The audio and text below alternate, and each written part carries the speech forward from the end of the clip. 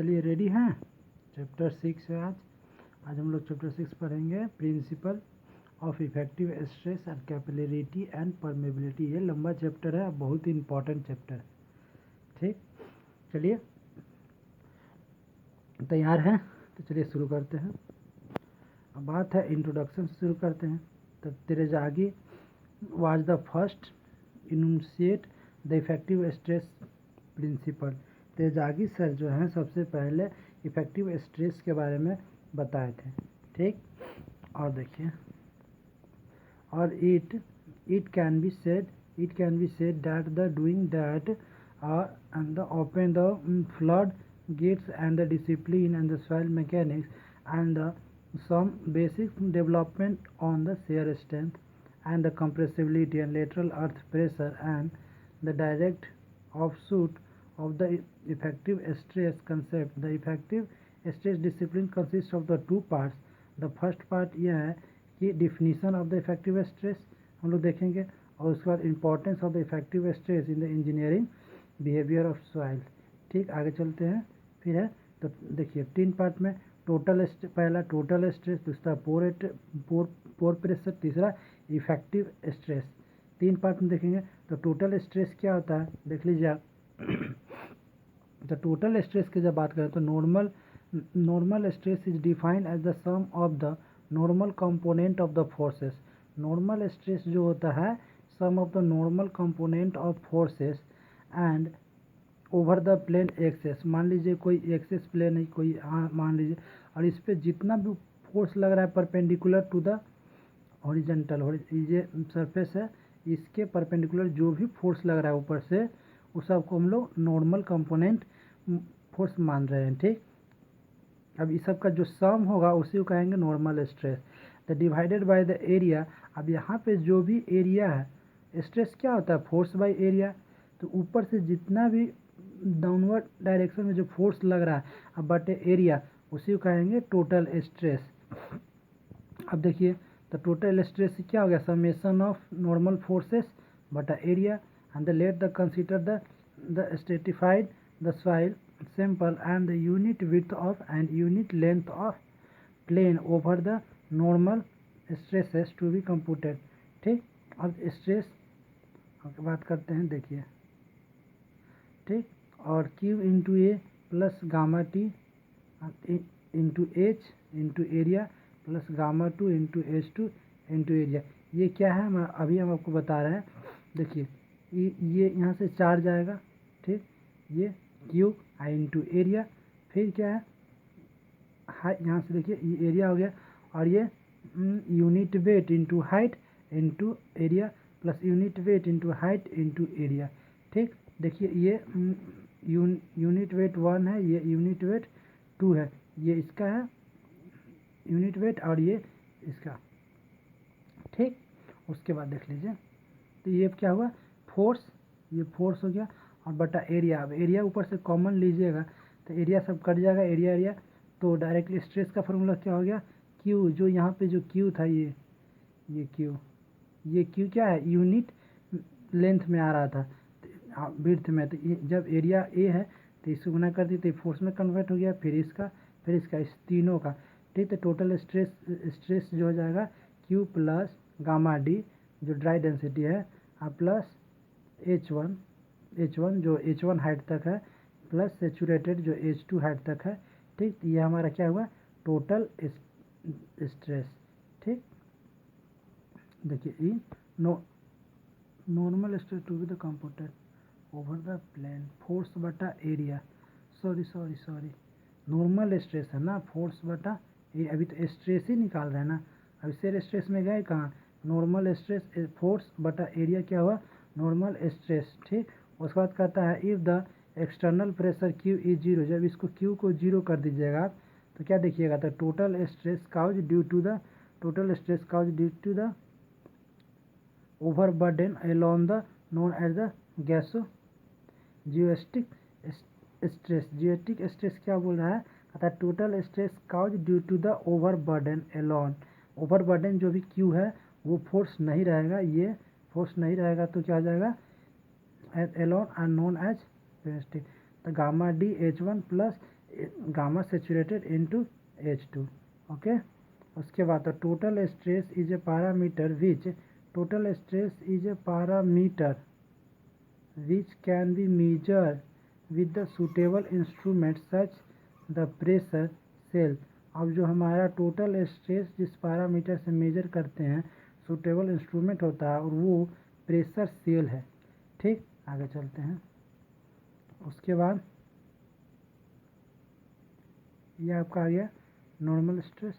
ठीक, अब देखते हैं फोर नॉर्मल स्ट्रेस और पोर स्ट्रेस। देखिए अब पोर प्रेशर क्या होता है? It is the pressure exert by the pore water filled in the voids of soil solid जो होता है उसमें जो एयर voids होते हैं, चाहे जो भी void है जो कि किससे फील्ड है, फील्ड विथ पोर वाटर। ठीक, ये जो फोर्स लगा जो प्रेशर लगाता है इसी से पोर प्रेशर बनता है। ठीक, उसके बाद it is denoted by U is equal to depth H2 below and the ground and the water table up to the point A and is the measure and multiply the unit weight of the water.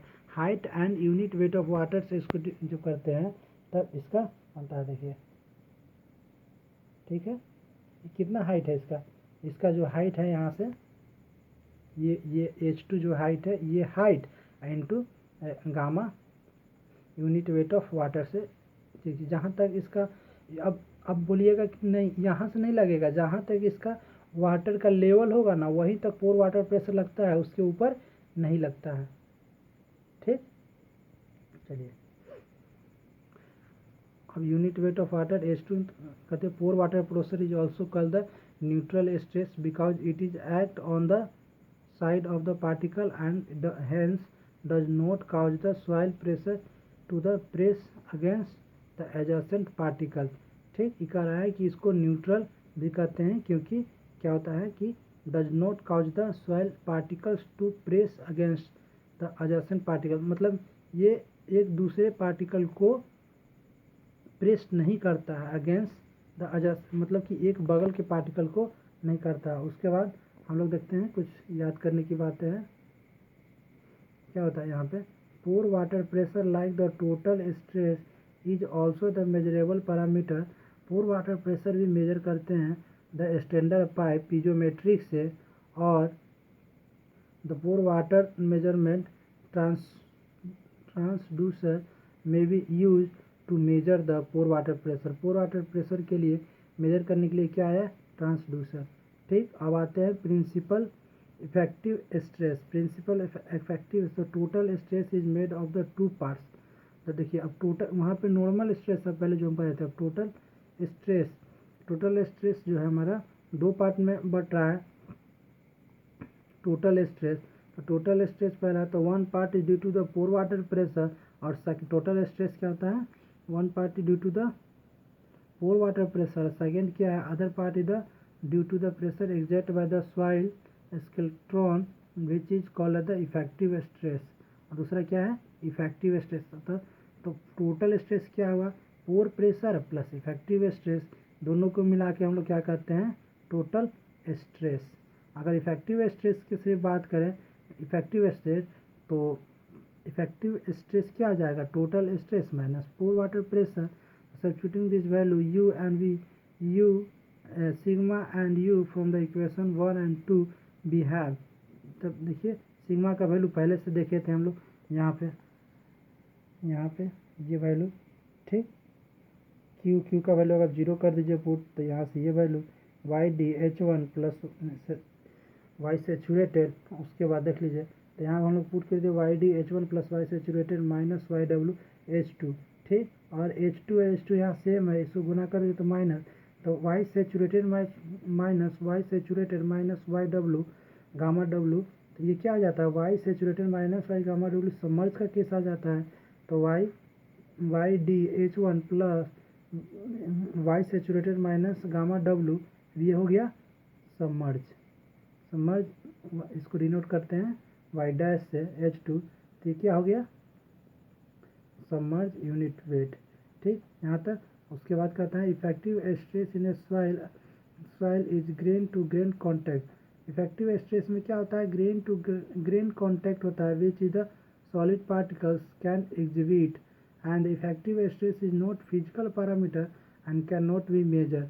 Effective क्या है, physical parameter नहीं है, ये हम कैसे निकालते हैं, जब टोटल प्रेशर टोटल स्ट्रेस निकाल लिए, नॉर्मल स्ट्रेस जो बोलते हैं, कभी टोटल स्ट्रेस निकाल लिए और ये पोर प्रेशर निकालिए, इस दोनों को निकालने के बाद हम लोग इफेक्टिव स्ट्रेस निकाले हैं। इफेक्टिव स्ट्रेस निकाल के दोनों को नहीं निकाले हैं, इसलिए फिजिकल पैरामीटर नहीं है, ये इसको मेजर नहीं कर सकते, इसको हम कैलकुलेट कर सकते हैं। ठीक,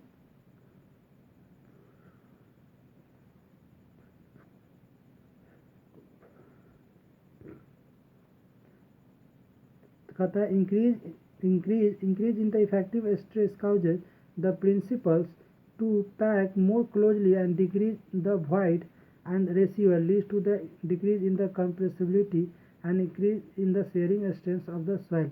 क्या कहता है, increase the effective stress, यदि effective stress बढ़ता है, increase in the effective stress causes the particle pack more closely, effective stress बढ़ेगा जब पार्टिकल क्या होगा, मोर क्लोजली होगा, डिक्रीज द वॉइड रेशियो, और जब इफेक्टिव स्ट्रेस बढ़ेगा तो वॉइड रेशियो घटेगा, leads to the decrease in the compressibility घटेगा और increase the shearing resistance. Effective stress यदि बढ़ता है तो क्या हो रहा है कि shearing resistance of the soil is increase. फिर कहता है when there is the equal increases in the total stress and pore water pressure then effective stress unchange. यदि आप टोटल स्ट्रेस को भी और पोर वाटर प्रेशर को भी सेम अमाउंट से इंक्रीज करते हैं तो क्या होता है कि इफेक्टिव स्ट्रेस रिमेन्स अनचेंज। और दूसरा लाइन है principle of effective stresses applied only for the normal stresses not to be the shear stresses.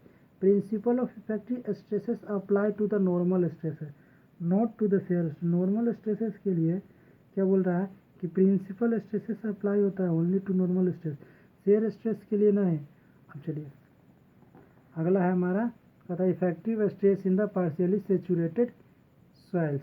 अब सॉइल क्या है, पार्शियली सेचुरेटेड है, ठीक। तो इफेक्टिव स्ट्रेस सिग्मा माइनस ये था क्या थी, टोटल स्ट्रेस, ये था पोर वाटर प्रेशर, हाँ प्लस पार्शियली सेचुरेटेड है तो क्या हुआ एक्स, तो यू ए माइनस, देखिए ये क्या है, ये सॉइल है, सॉइल का पार्टिकल है, ये बीच में क्या है, पोर एयर है, ये मतलब इसमें एयर है, ठीक। और ये क्या है, पोर वाटर है, ये ब्लैक वाला वाटर का पार्ट है और ये सॉलिड पार्ट है, ठीक। ठीक, उसके बाद देखिए अब सिग्मा क्या है, टोटल स्ट्रेस आया, सिग्मा टोटल स्ट्रेस, और U A pore air pressure, और ये पोर वाटर प्रेशर, दो प्रेशर यहाँ पे आ गया। पोर एयर प्रेशर देखिए, ये pore air pressure minus pore water pressure, और एक सीधा parameter to be determined by the experimentally 0 for the dry soil 1 for the saturated soil.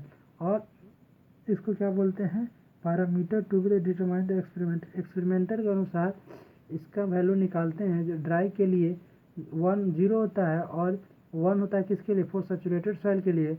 और it means that if the soil is partially saturated the pore air pressure is consider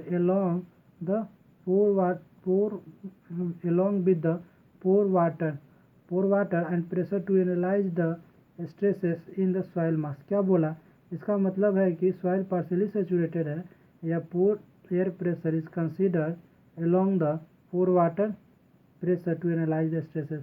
यदि partially saturated है तो पोर air pressure को भी concern किया जाएगा।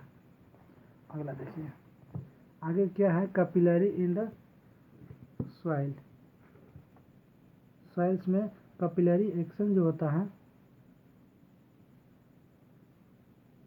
Capillary action के बारे में हम लोग देख रहे हैं। We know that the rain water percolate into the ground under the influence of gravity and gets the store and the soil pore over the previous stratum and the form of the ground water reservoir। बारिश जब होती है तो पानी धरती के अंदर चले जाते हैं, इसके छोटे छोटे छिद्र होते हैं और उसी के अंदर पर्कुलेट कर जाते हैं, नीचे पानी चले जाते हैं।